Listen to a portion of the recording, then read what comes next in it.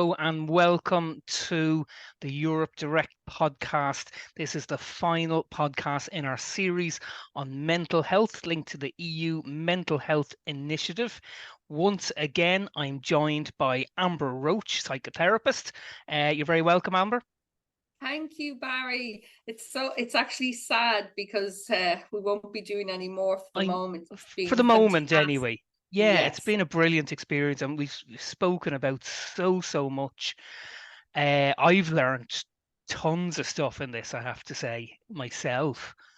Well, it's Um, been a great initiative. It really has. yeah, and the one we're going to finish on today is a really interesting topic. It's going to be mental health for migrants and particularly refugees as well. And we'll get into this in more detail, but we both have quite a bit of experience in this area ourselves. And I want to just start by defining a few terms because there's often a lot of confusion about terms like migrant, asylum seeker, refugee. And not so long ago, I was in Malta at the EU Asylum Seeker Centre there, and they gave us some great definitions of these terms. And I think I'll just go through them just so we're kind of clear what we mean. And Yeah. the first one I'll talk about is an asylum seeker. So generally, an asylum seeker is somebody who has come to another country seeking asylum or safety because they are under threat in their own country. Now, that could be because of a war situation, but it also could be because of their race, their ethnicity, their religion, their sexuality, their gender identity, anything like that. Or it could be for political reasons as well. They've maybe spoken up against their government. So it's somebody who is seeking the protection of another country. They're seeking asylum in that country. And during the asylum process, then, if it's approved, they then become a refugee. So it's after the Oh, asylum process you get refugee status because you now have been given refuge in the host country. So yes. asylum, yeah, is asylum. You're seeking asylum, and then if you are successful and show that there is a real danger to you if you return to your own country, you may be granted refugee status.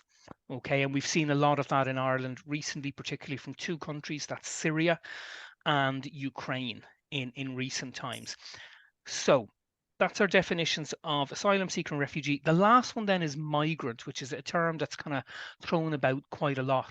Migrant is a very broad term. So anybody, absolutely anybody who moves to another country, even for a short period of time, it could be 6 months or a year, for work, for study, for other reasons, that person is a migrant. So I have been a migrant in my life, as have you, Amber. And I'd say lots of people listening here have been migrants. Even if the people who head off to Australia for the year to do their gap year are migrants in some shape Right. or form. And Barry, what was that experience like for you? Yeah, well, I mean, we'll both talk about our own. Well, I'll tell you, I'll start off with mine, I suppose. Um, when I was in college, you're talking the end of the 90s, I took a year out between second and third year. I was studying French, and I said the only way I'm really going to get to grips with this language is to go and live there for a while. So I went off as an English language assistant, and there's actually another podcast where I speak about this in a bit of detail. We might link to it. And it was a brilliant experience. I was there for nearly a year, and but what I will say at the beginning, it was a shock to the Yeah. system. I remember I had to bring a lot with me because I was going for a year and I was down in a town called Brive-la-Gaillarde in the what's called deepest France.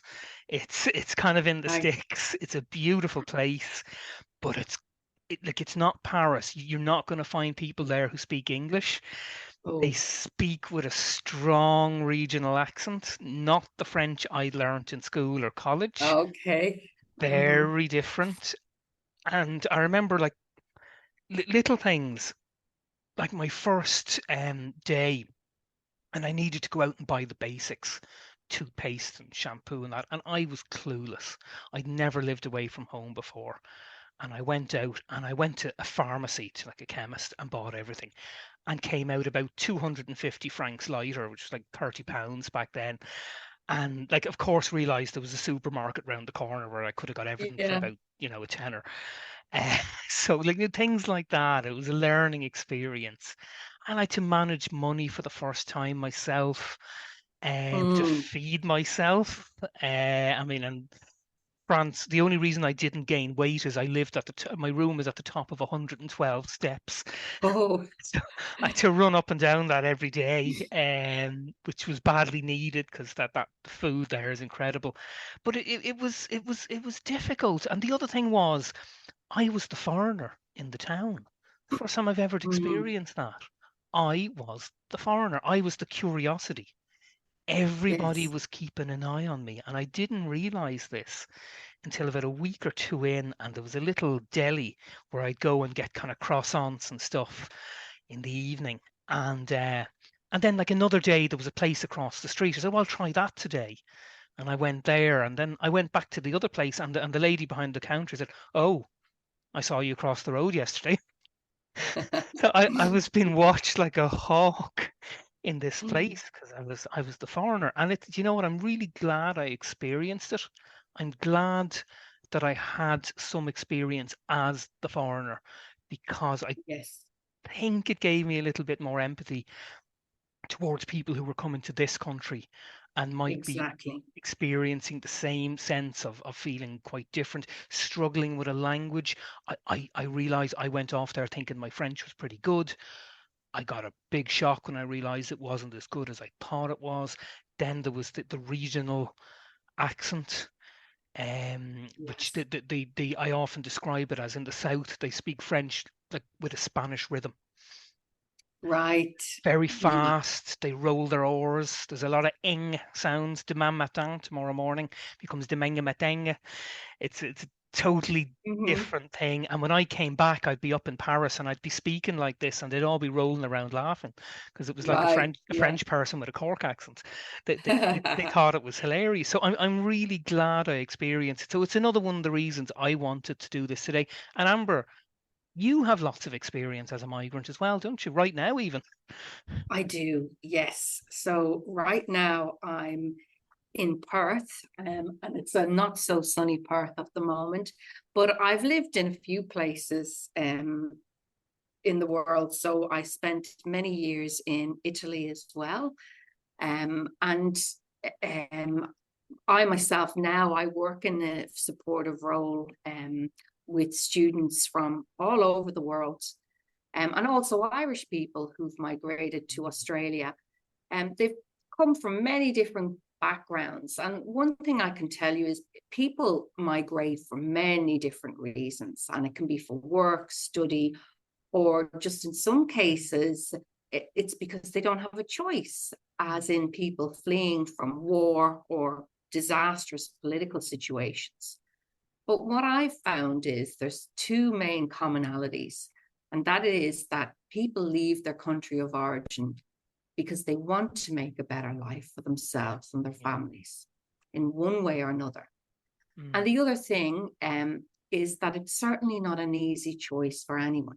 no, no. And if given a choice, most people would rather stay with their families and friends. Yeah. It really isn't an easy thing to do. And people who make that permanent move are undoubtedly torn between the two countries for the rest of their lives. Yeah. When they make that decision to stay, and that would be one of my own Mm, experiences, that I will always refer to Ireland as home. mm. And I'm always going to be torn between the two places for the rest of my life. Yeah, yeah, and I say that's a really common experience. And would you get homesick? Yes, very much so. And it comes in bouts. Yeah. So it can come from out of nowhere. Mm, And it's just that intense feeling of loneliness, of mm. just wanting to be around familiar faces, familiar accents, Yeah, just to feel that comfort of being around, everything that you know and Yeah. that you've been raised with. And people who So get you, I and suppose, talk, as well. That's another thing. Like it's, yeah. you know, And I talking to any of my friends, it comes on people just when they least expect it. yeah. And I remember when I was in France, there was a secretary of the school. I think her name was Vivienne. And for about 2 or 3 weeks, we chat to each other in the staff room in French. And eventually, one day, she turned to me and said, "And where are you from, by the way?" And I said, "Oh, je suis irlandais. I'm Irish." And she looked at me and just said, "I'm from Wicklow." No And way. for 2 3 weeks, we'd been speaking to each other in French and had no clue we were from the same country. And it was so Yeah, comforting to hear a voice in an it accent is.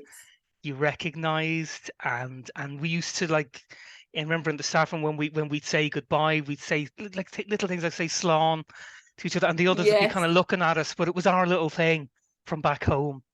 Yeah. And our language would change. I'd be very careful how I'd speak in English with the French, but with her, then it'd be, oh, what's the crack? What's, we'd slip into the Yeah. Into the Irishisms, banter. and that was Yeah. nice. It was very comforting for both of us, I think. Mm. And I mean, I know you've got Irish friends. I mean, Perth has a huge Irish community, doesn't it? It does. Yeah. A really big, thriving Irish community at the moment.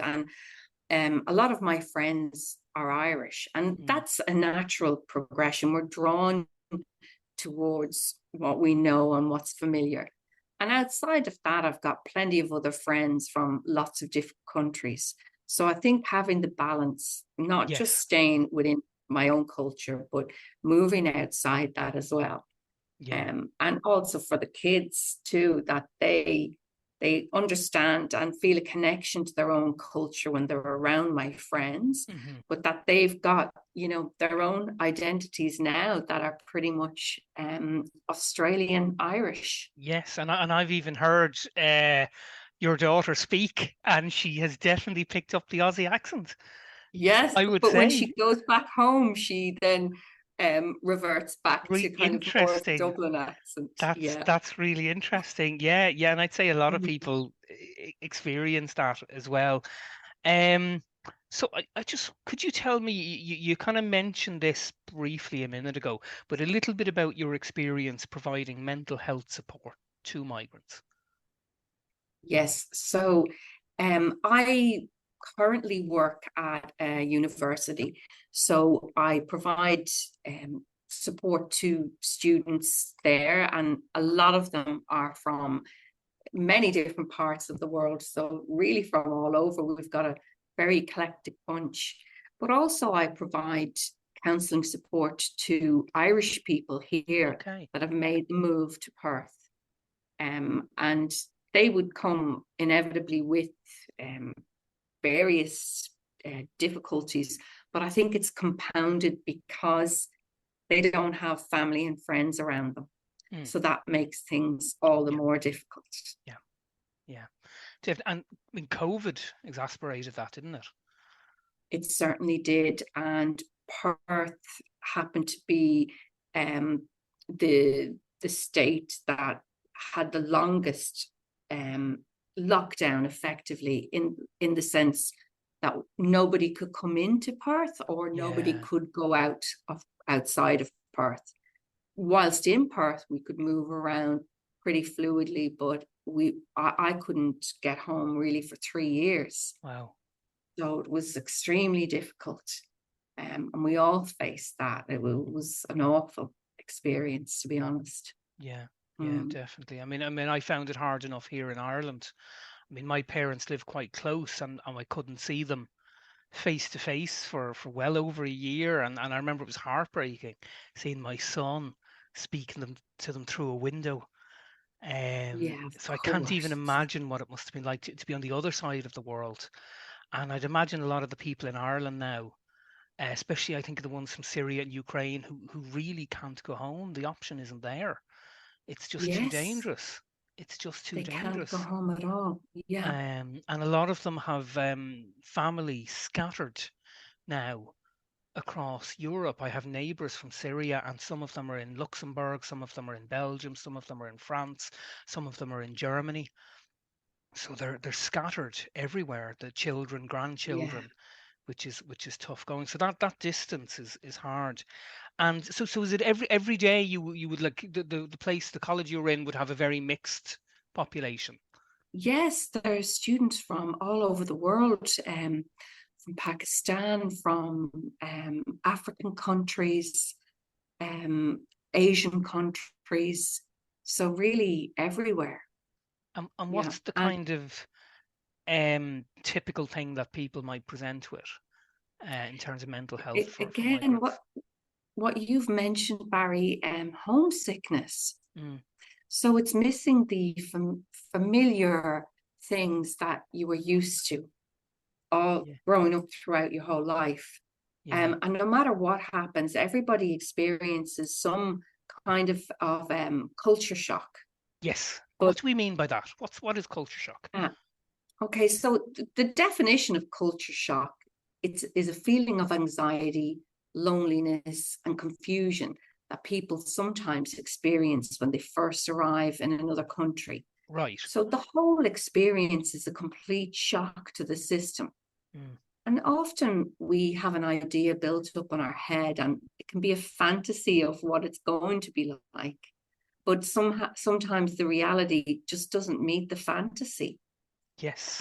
And it can also be really stressful, just that whole transition. Mm, And particularly if it's not in your own language. So I was yes. lucky in Australia because it was we all speak English here. Yeah.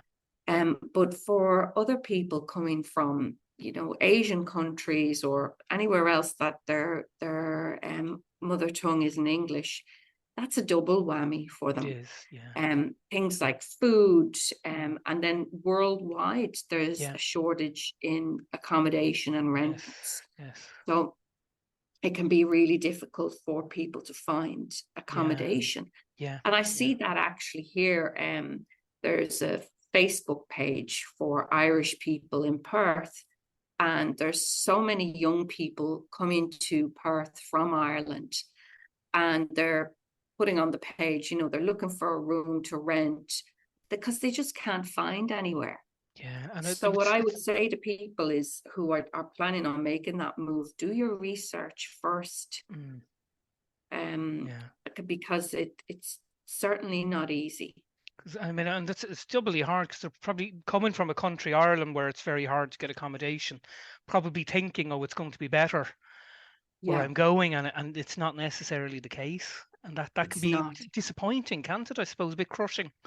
Can, Um, yeah, and particularly when you don't know anyone, yeah, and there's no one really to turn to, or you don't know what services are out there. yeah, So if you find yourself in that kind of a situation where you don't have accommodation, it can be quite a scary place to be in. that's it. But luckily, there are a lot of Irish supports out here, which is Mm, great. And I think that's one thing that I have to say about Irish people. We are very accommodating hmm people, very welcoming in yes, most cases, anyway. yeah, yeah. And Mm. I just want to go back to what you said about language there, because you do have some experience, don't you, of encountering a new language as a I migrant. do, yes. So I lived in Italy for several years. So, like that, when I went over, I didn't really have a grasp of the language at all. So I found it very difficult. And also, the culture was extremely Yeah, different for me. And I think I was only 21 at the time. right. So there were certain norms I was used to, Mm, which were yeah, not normal over there. And one yes, of the examples was as a female, a single female, I couldn't go out on my own at night. okay, It wasn't the done thing, but also it was quite dangerous for me to right, do that. right. Things like that. So there were all these kind of social etiquettes that Mm, I had to observe and understand. And that's the same for every country. yeah, yeah. I get that. I remember the same. Um, even things I remember being out with a group and they were shocked when I ordered an entire pint of beer. Oh, They were oh, and then another one. they, yeah. this Going guy wild, Barry. and they thought like, oh God, the Irish, what are they like? Oh, And like, yeah. and I think all I'd had was two, but like they had these tiny little beers. So when I ordered a pint, they were like, absolutely stunned at this, Yeah. And and it was playing into that, the stereotype. I think that's also where we go in. You've mentioned there, that, oh, the Irish. Yeah, That's where we can go into the stereotypes and where we can experience different kind of levels and degrees of racism. yeah, yeah, absolutely. And I've experienced it myself over Really? here.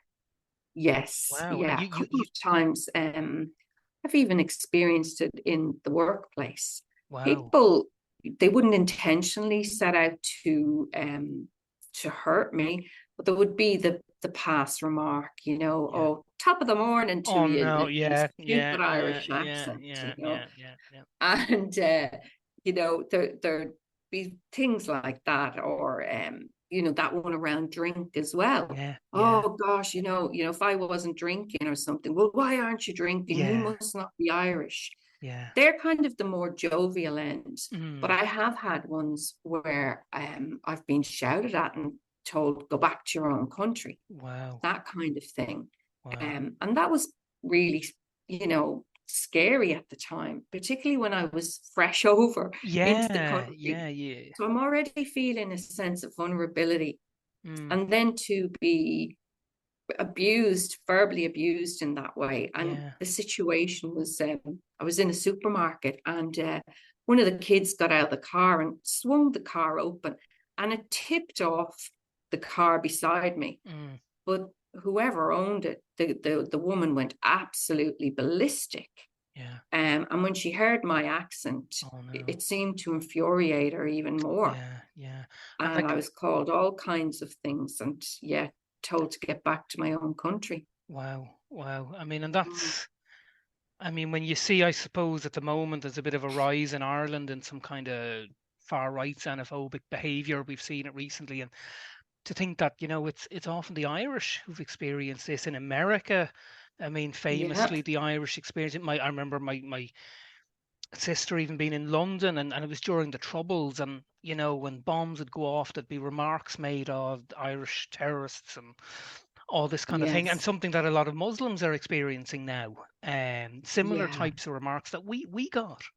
I mean, a lot of people don't realize that we were and still are sometimes the subject of some of that xenophobic, even racist behavior. And we could do yeah, well to remember that. exactly. And I remember being over there. Yeah, the stereotypes, all right. Although generally, I was lucky because of the history between England and France, especially, and Ireland and England, that the Irish tended to be seen in a very positive way, Right, because the yeah. French also had their troubles with England over the years. And but Mm, I did get one thing that used to infuriate me is they often refer to in French the Anglo-Saxon, the Anglos, and they'd refer to me in that bracket, and I'd say, oh well, no, I'm actually Irish, and they'd say, oh, but yes, it's the same. And now I wouldn't be the most nationalist person in the world, but I could see the red rising in me. So it's not the same. yep. I'm I Irish. have that too. Oh, you're from the UK. Well, Yeah. no, I'm not actually. No, I've no problem with the UK. I've lots of friends in the UK, great bunch of people, but I'm Irish. And Yes. that was, and I remember I had a big Irish flag outside my door to make it crystal clear where I was from. But generally, I was lucky because the French, and you can see it at the moment at the Rugby World Cup, the French have a lot of time for the Irish, and I Yeah, think, and even historically, we've got on quite well. So that kind of helped me a lot, I have to say. And a lot of the curiosity I experienced was very positive.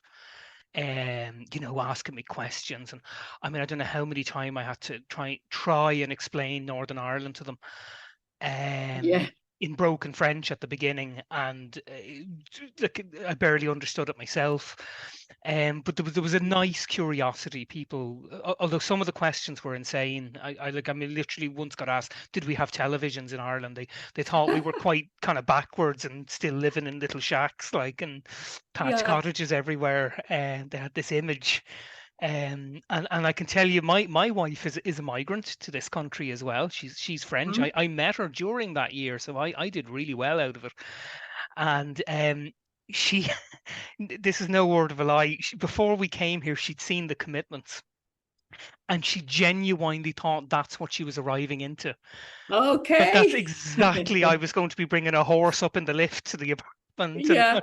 she genuinely, she got a shock when she arrived, and it was quite modern, and obviously saying, "No, I thought it was going to be exactly like the commitments." So Wow. we have our expectations, don't we? Yes. And Yeah. just ask you, before you came to Australia, did you have any stereotypes in mind or expectations, or any that were met, or any that were totally different? I'd never been before, like we actually made the big move. So, the stupid things like neighbors, that kind of thing. Yeah, Um, I didn't really have much of an idea. yeah, It sounds a bit bizarre, but it's when I went, everybody from Ireland was going at the time, yeah, and it was during the recession. yeah. So it was kind of like, well, if you can get out there, you're lucky if you can get the visa. Mm, So I guess we were lucky at the time. Um, did it meet my expectations? Yes, it did. I've had very few bad experiences hmm. as such. But generally, I would say that there's fantastic lifestyle Yeah, over here. yeah, And we spoke previously in another podcast about services for people with disabilities. yes, And my son has thrived over here yeah, being autistic. yeah. So, You yeah, said there's it's great services there. Yes, I mean that's a great real services. positive you've experienced. And like, Very positive can you tell me experience. Yeah. those first few weeks when you arrived, or for anyone who might arrive in a country, what are those initial mental health issues you're going to hit, kind of in those first early days? So initially, while you're making that preparation to leave, it can be very traumatic because you're saying goodbye to a lot of Yeah, people. And I was going thousands and thousands of miles across the globe. So it was not going to be easy to get back. mm, 24-hour flight, literally. So it's a day yeah, away. So there's all of that. I think we were extremely tired when we landed here because there was packing our entire lives yeah, into a container yeah. that we weren't going to see for another 3 months. Wow, There was a lot of guilt I experienced as well that's interesting. because, yeah, I felt I was taking the grandchildren away Mm, from my parents, and yeah, they had yeah, looked after my kids whilst myself and my ex-husband were working. right. So for them, it was very hard, but they never expressed it because they wanted us to have the best that we could. Um, yeah, so there was guilt, and sometimes there was the, oh, what have I done Mm, kind of a thing. A lot of fear as well, yeah, because I had to navigate my way through a whole new system, yeah, a new yeah. tax system, Yes. new Yeah, regulations it's the about practical stuff, isn't it? And like the bank yeah, it's account. I the remember practical. trying to set up a bank account in France, and Yeah, the amount of hoops I had to jump through to do it, absolutely. and a Yeah. tax system, and all this kind of stuff. And I remember having to go to get my residency permit.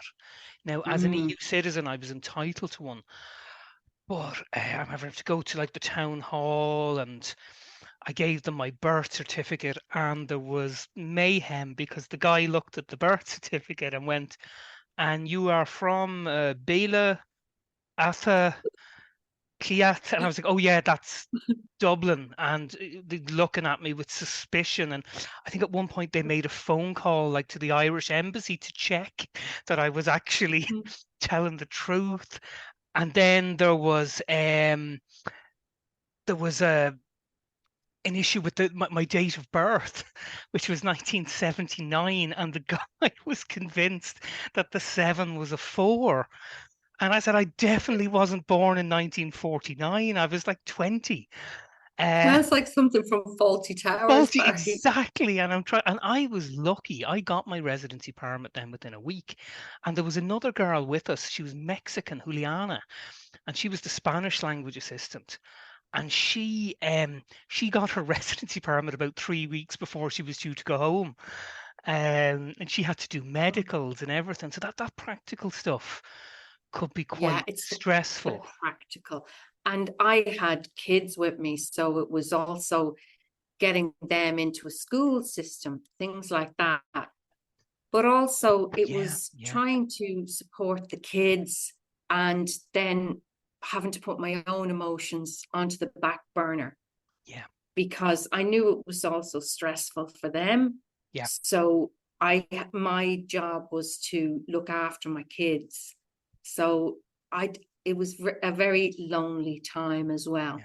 And a lot of people, I Um, think, coming to Ireland are bringing children with them, especially if they're coming from yeah, a war zone and that. And how did your children settle? Did they find it difficult, or? no, they actually settle very well, and that's the great thing about kids. They're Mm, so adaptable, and once they have friends around them, they're sorted. yeah, That's what I found. yeah, yeah, So of course, they miss their nanny and granddad, but yeah. they were, they made friends very quickly. Good. They got into like a routine. Hmm. So for them, it was easier. I have to say, actually, that was for my daughter. For my son, it was a different story. And Mm, again, because he has additional needs, but mm. he was also put into daycare for the first time in his life Okay. as he'd been with my parents. Mm, So he was 3.5 at the time. right. So it was very, very upsetting for him, very traumatic. So I remember the first day that I left him off at the daycare, and I was really scared Yeah. myself because I didn't know how he was going to react. And I had this new job that I had to go Mm, to, mm, and that was the end of it. yeah. So there was no being able to ring up my man and say, "Ma, can you come and get him? He's Yeah. not settling." Yeah. There was no, So because I remember the child on a couple of occasions, he was clinging to the car seat, screaming, "Help, help." And I had to I. peel his little hands off the car seat and Oh carry dear. him in, kicking and screaming. Yeah. And then there was an outside area. So Mm, that kind of looked onto the car park, and he ran. And, I could see him through the little barriers looking yeah. out at me, Oh, screaming. and that And must have I felt had awful for to, it you. was awful. Barry, I backed into a lamppost Oh in the no. car. Oh no. I was so upset. And Oh then I had dear. to go. It was my first day at work, Yeah. and I was in an awful state going in. Yeah. So Yeah. it's really, it can be just really And traumatizing. you say, like, so you're in a situation like that and you couldn't just pick up the phone and call my parents, look, could you go get him? Or so, like, and I'd say Yeah. that's what a lot of people are experiencing. And I mean, we had an experience in our family, and more than once actually, where my wife's father, first of all, got very ill. He'd had a stroke, and we couldn't just Mm, run to the hospital. At the yeah. time, it was in France, and later on, then sadly, he passed away. And at the time, they were actually living in North Africa, in Tunisia, and that distance just exasperated everything. It You does. just felt helpless. And my wife, poor thing, she didn't get over there till a few weeks later. She wasn't actually able to Oh, get over straight away, which was mm, very upsetting. And I'd imagine there's a lot of people who've come to Ireland. I've a friend recently who's lost their mother on the other side of the world and had to kind of up and go. And that was very extra upsetting. It adds a layer on yeah, to these it experiences. does. It really does. I had the same experience, Barry, when my own father passed away suddenly in 2019. Right. So to get that call, it's the most horrific experience. Yeah. And you go into complete shock. Mm. But so I got there within 24 hours, Right. and straight into the hospital. I got off the plane and straight to Yeah. Yeah. James. That Yeah. was it. And you go through the whole process, but it's coming home and Yeah. then or coming back Yeah. and Yeah. leaving my family at home, leaving Yeah. my mother. Yeah. That was the worst part. Yeah. And then coming back and feeling completely isolated and alone. Even though I had friends here, they weren't the friends who knew me all my life. I They weren't the people who know. grew up with Yeah. me. Yeah. And who So probably knew your father as well. absolutely, Yeah. that was it. Yeah. Yeah. So Yeah. it's not a bed of roses for It's not. anybody, No. either moving to Ireland or moving out of Ireland. Exactly. So there's pros and cons to it. Yeah, definitely. I mean, I think of even It is. Aurora's mother, who herself now is a migrant to Tunisia, and she was raised in Morocco as a child, and my wife lived in Senegal for a while as a kid. They moved around quite a lot, but she's currently in Tunisia. And I remember the first anniversary of my father-in-law's death, and we were at home here one evening, and we knew the anniversary was coming up, and we planned to call Aurora's mom and that. And it was a Friday night, and the doorbell rang, and I answered it. And who was standing there? Only my mother-in-law. Ah, Totally, she never told us she was coming, oh and no. at first we got quite a shock, like, and I mean, it was lovely, and then we realized like she didn't want to be on her own on that first anniversary. She really Yeah. didn't, and she literally, I'll never forget it. She was just standing there with a suitcase, all the way from Oh, North Africa.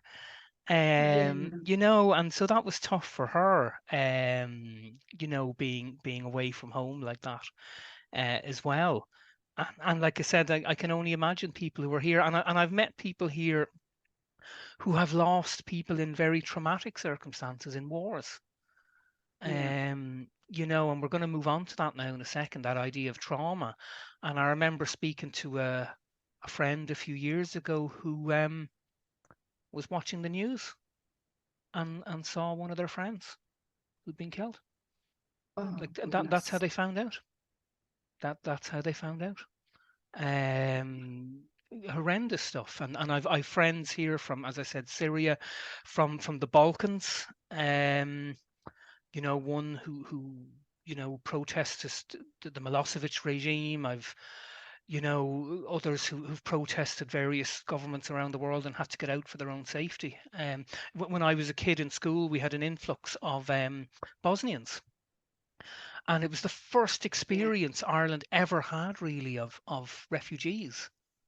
And we had two lads, Avdo and Ernest, came into our school, and I'll never forget when Ernest got up and told a story. He'd quite good English. Avdo was a bit shyer, and Ernest told his story. I mean, at the age of 10, he was carrying a gun, protecting a camp. Mm, I mean, and we were gobsmacked. I remember the silence in the room as we listened to him.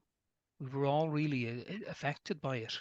And yeah, so I want to talk about that thing of trauma next, because mm, as I said, a lot of the people coming to Ireland, they're not here just for personal reasons or economic reasons or like education reasons. You mentioned your son, or just to have a better life. Many of them are fleeing war. They're fleeing persecution. Could be, I mentioned this already, could be because of the religion they practice, or they don't practice a religion, or their politics, their ethnicity, could be their sexuality, could be their mm. gender identification. And many people coming to this country are suffering from something called post traumatic stress disorder, also known as PTSD. Could you tell me, first of all, what is PTSD? Yes. So PTSD is when you feel intense fear, helplessness, or horror after a traumatic event. So Yeah. it's a, that's what people have experienced, and Yeah. that's the term used for it. And what type of events could we talk about? We've mentioned war, but post traumatic stress can be Yeah. lots of other things as well, can't it? Yes, lots of things. Anything that the individual themselves finds particularly traumatic. So what you may find traumatic and what I may find traumatic could be different things. Mm, So it can be domestic violence. right. People can experience PTSD after that. Okay. A serious health scare, Mm, um, uh, sexual assault, right. childhood abuse. There's so many different things. Or the death of a loved one. Mm, Um, I would have experienced PTSD after my own father passed away. yeah.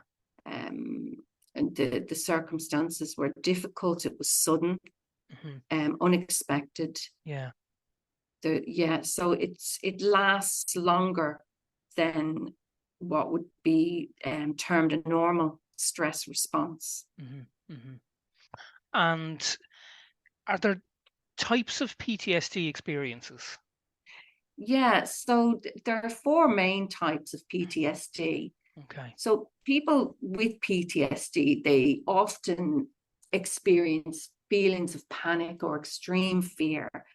And the fear may be similar to how they felt during the traumatic event. Okay. So the four types are reliving the traumatic event. So they may relive the event through unwanted and reoccurring memories. Hmm. And these often come as vivid images and nightmares. Right. And they may have intense emotional or physical reactions when reminded of the event. And is that the So, kind of typical thing we hear of, like people having the so-called flashback? We often hear about like the yeah, war veterans, the Vietnam veterans having the flashback. Is that what we kind of talking about there? absolutely. That's a prime example of it. Mm, Or if they revisit a place where a traumatic event had happened, that they okay. would experience intense emotional or physical reactions. So they may start sweating, heart palpitations or panic, those kind of things. Yeah. Or the person can be really alert or wound up. So they may be very hypervigilant. Right. They may have trouble falling asleep. They feel really irritable. They find it hard to concentrate, or they can become easily startled and Mm, constantly on the lookout for signs of danger. yeah. So I've worked with some people and they have PTSD. So any kind of a noise will make them jump. Right. They're really on edge, and I'll see them scanning the room just to see if they're looking out for anything that's potentially dangerous. Right. Right. Or people may avoid reminders of the event, Mm, so they might deliberately avoid activities, places, people, thoughts, or any feelings associated with the event that mm. bring back painful memories.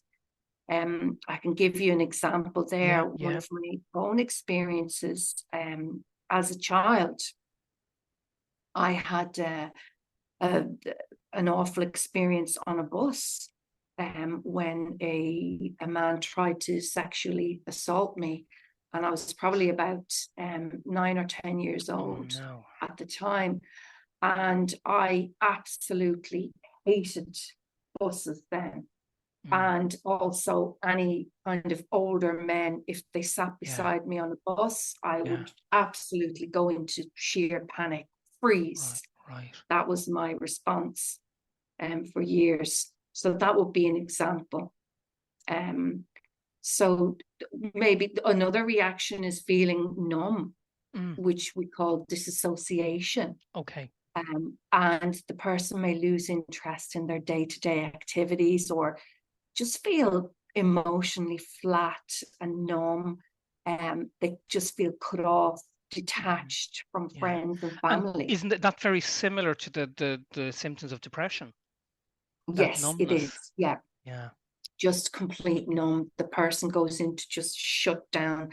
Extreme examples of that would be when a person just won't speak. Yes. And I don't know if you've seen recently, there was a wedding in I think it was the Lebanon, where the whole venue went on fire. Yes, I saw that. Yes. And the couple were being interviewed, and the girl couldn't speak at all. So Yeah. that's a prime example of somebody who's just completely disassociated. So they lose that power, almost that ability to speak. Okay. And And that's a these, self-protective yes, thing yeah, as well. yeah, So they'll go into themselves. yeah. And I've know people who have similar stories, some who've escaped from fires, others, assault, as you said, sexual assault. And yeah, I've seen their reactions. And it's Yeah. it's it's really harrowing. And these feelings, they can last for months, if not years afterwards, can't they? Yes, they can. They can go on for years and years. I worked in a hospital setting that dealt with a lot of veterans, Right. and some of these gentlemen were coming in for years and years, and they would have received, the best treatment that there was for PTSD, but it would catch up on them. And Yeah. again, it depends on the person's personality, their individual, shaping and adaptability. But some of these men could never, ever get over it. It's not the case to say that everybody is like that, but just for some people, it was too much. And in a sense, they just remained in that trauma place, which was Yeah. really sad. Yeah. And I know somebody who suffered a sexual assault, and when you're talking maybe 8 or 9 years ago, and it's still there. The effects are still there. And as you said, they come Yeah. in waves. Could be nothing for a year, could feel fine for a year, and then suddenly something will trigger it. And that's what I want to ask. What types of things can trigger ADHD? Like I've heard, for example, I mean, as you said, it could be a place, or I've heard like even smell can be incredibly Yeah, powerful absolutely. trigger. It's anything that triggers our senses, and we recall the memory, or we may not recall the memory. That's the thing, Barry, because trauma is stored in the body. So we Mm. often have a physical Okay. reaction, that guttural reaction, but Yeah. we can't link the memory back. So that's Yes. why trauma therapy is a very specialized Mm. form of therapy. And really, anybody who has experienced trauma should really only work with somebody who has a speciality in that Okay. area. And what kind of Um, treatments are we talking about for PTSD? Because as you said, it's mm, really specialized. We've spoken about general therapy already in this series for the likes of stress, anxiety, depression, other issues. But this is very specialized, isn't it? And what kind of things would you be talking about? it is. So, research will point to a couple of effective treatments for PTSD. And one of them is called EMDR, which is eye movement desensitization and reprocessing. Right. So that's a treatment now that is used just particularly for trauma. Hmm.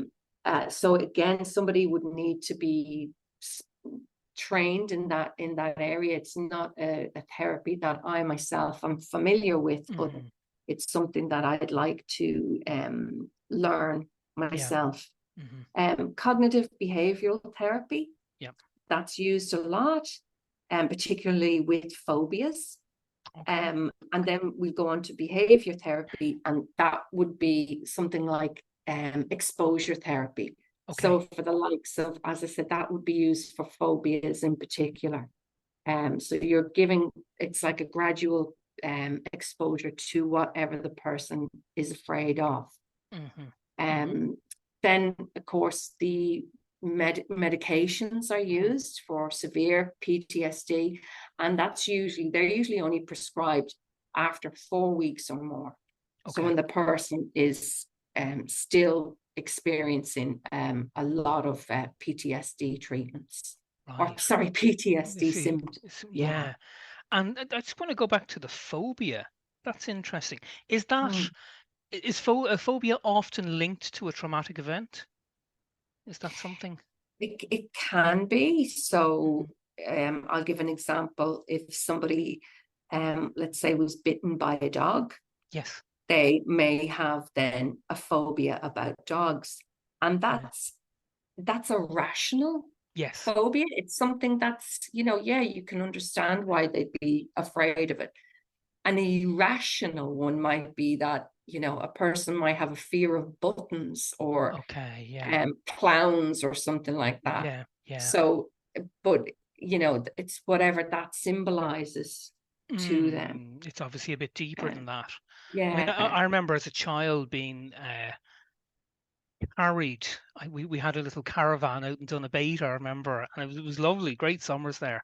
And I remember being carried by my uncle from they had a caravan a few down from ours in a thunderstorm, and the lightning. I remember looking out and the lightning hitting the ground in front of us. Oh, And I can still see it to this day, the kind of the singeing of the grass and the smoke wow. rising out of it.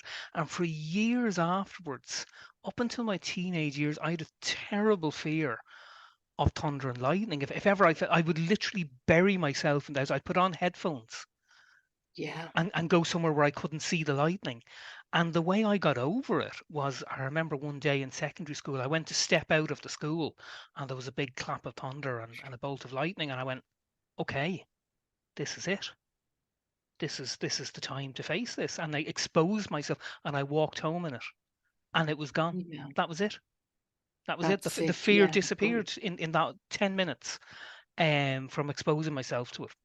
But yeah, it was just interesting how the link between phobias and a traumatic event, because that was the traumatic Mm. event for me, relatively minor one, but enough to scare me Yeah. to having this fear of thunder. And like even when I was indoors, I'd be afraid of it. Yeah. Up until So about it's 15, yeah. an event that you witnessed that, and particularly as a child, that was scary for you, which remained with you, and because you didn't have um the opportunity to process it, Yeah, I and guess. and if you think of that being quite minor, and then you've got children coming to Ireland who may have witnessed horrendous things, Yes. people being killed, buildings being destroyed, their homes being destroyed, their school being destroyed, Yeah. losing relatives, losing friends. I can't even begin to imagine the trauma they must be suffering. Of course. Yeah.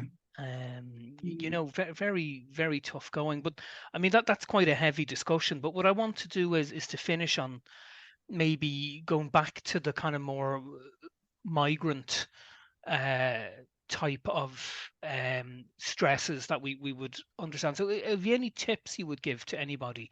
So you've arrived in your new country. How can you mind yourself? Like what did you do, or what would you wish you had have done maybe at the Yeah. time to make it to mind your mental health? Well, one thing I had done before I went was I got connected to other Irish people who were living here in Okay, Perth, and that was through a Facebook group. So I okay, began to make connections before I came out here, which is, I would encourage anybody to do that, to whatever country they're going to. Try and make some connections. okay. And when you get here, accept every invitation you get. Yeah, yeah. And you may click with some people and you might not click with others, and that's okay. Mhm. You lose friends and you make ones. Yeah. So just it's try and become involved with the community that you're in. And I would say that to any of the migrants that are living in Ireland, also try and connect in with any kind of community groups that are out there, because connection is something that we all need as Mm. human beings. It's how we strive and survive. Yeah, And also link in with groups from your own culture, yeah, or your own religion. yeah, Again, it's feeling that you're part of something and feeling that you belong. And that's really what we want more than anything. yeah. And it's that sense of belonging, because being an outsider, it's not a nice feeling. Mm. And or And even linking up with people with a similar interest. Yeah, I'm in a photography group, and yes, we often get people from who've come to Ireland, and they're so happy to meet people with that same interest yes, as hobbies, them. it's finding your Yeah, tribe. yeah, yeah. That's it. And it's also, it is important as well. I mean, to it's very comforting, I suppose, to find people from your own country. And I had that in It France. That is. that lady I met, I remember one day I came back. There'd been a huge storm over the Christmas, and I was walking down the street, and I heard from above my head a voice that just said, "Oh Jesus, how does this work?" And I went, "Hold on a minute, that's Irish." And I looked up, and it was a load of guys from, it was Telecom Éireann at the time, it was called Aircom, and they were helping to Yeah. fix the phone lines. And I shouted up at them, and I said, "What are you doing here?" And they shouted back, "What are you doing here?" And I met Yeah. up with them that evening, and we had a drink and Ah, a chat, and it was lovely to meet some yeah. people from home. But There's nothing like banter, absolutely, there really isn't. Yeah. absolutely, but equally, I made a big effort to get to know French people, and made a Yes. lot of French friends who I still have to this day. I ended up marrying Mm. one of them, uh, to that extent, and that Yeah. really helped me adapt to the culture and to the way of life. And they were more than happy to help me adapt. They love, the Mm. French in particular loved teaching the foreigners how to be civilized in a way, how to Yeah. enjoy good food and wine, and they'll talk about language and history, and like one thing I remember, that we talked about culture shock. One I got was the first time I went to a French meal, and the first thing about it was it started at 10 p.m. and went Oh, on till well after midnight. And there was a lot of food, a lot of courses, a lot of drink. But when the French get together, they debate, and they really go at it. Now, I'm used to in Ireland where we keep the conversation relatively polite, and you stay away from religion, you stay away from politics, and that. The French don't. mm. And I think, oh God, are they having a row? And they say, no, no, no, that's it's normal, and everyone's still Yeah. friends afterwards, even though And they that's it. It's about adapting yeah, to adapting. the different And cultures. once I got Yeah. used to that, and the big part that was making the effort to make friends with some of the local French people, and it did my mental Yes, health good it because it is. didn't seem so strange anymore. Yeah. Keeping an open mind as well and looking at it as an experience because that's what it is.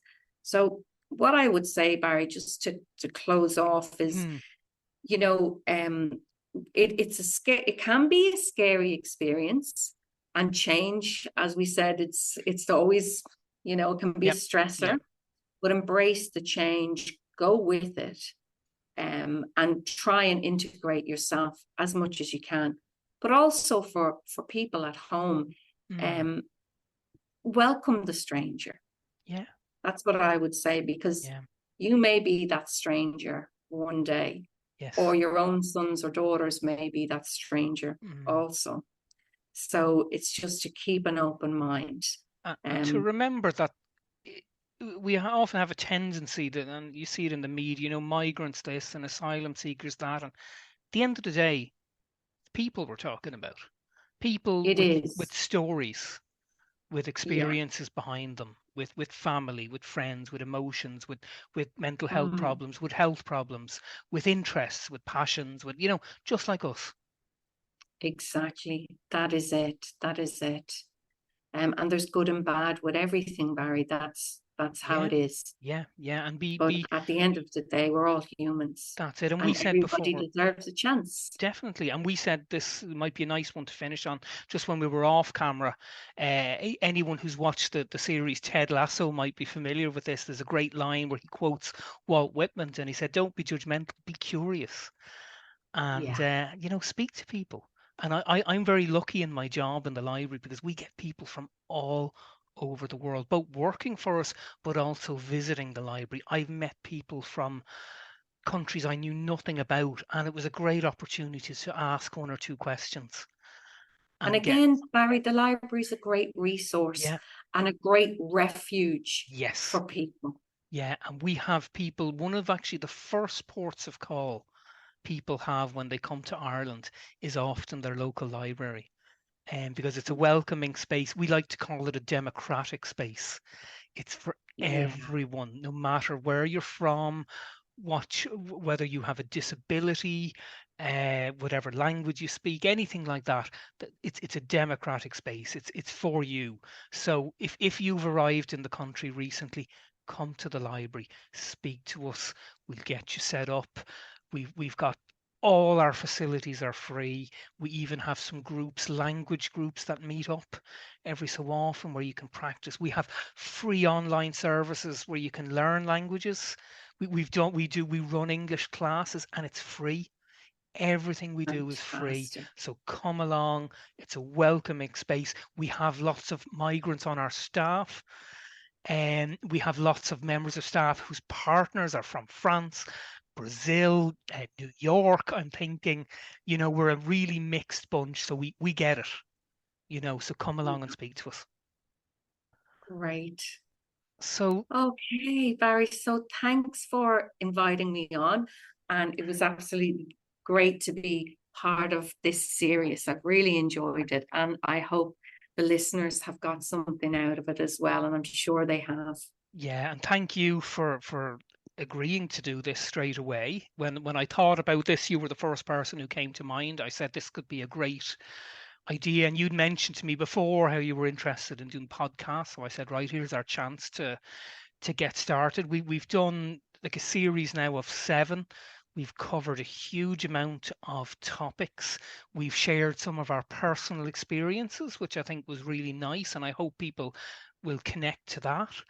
And I hope that people listening to this, whether you're listening to it on the podcast, the Europe Director Fingal Libraries podcast, or maybe you're listening on Phoenix FM, I hope you maybe found something in this series that helped you, or maybe pushed you to make the next step in minding your mental health. We're not going to finish with this. We're going to do more next year. I mentioned to you I'm about to move from Blanchardstown Library, so I have a change on Oh, the way. How, best of luck with that. yeah. And However, mind your mental health with I the will. changes, I well, will. Barry. That's important. Any change, even a positive one, is stressful. And so Of I'll be course. really, keeping an eye on that and watching myself and being kind to myself. Yes. But I'm going to be I'm going to be joining a great team in there who look after the events for the whole of County Fingal. So I'll still be involved with all of this, including Healthy Ireland, which has a big mental health element. So it's something I want to keep being involved with, and I'm sure I'll be in touch with you again, Amber, to get you involved with something that we're doing. So thank you to everyone who's listened into these, whether you listen to one of them or all of them.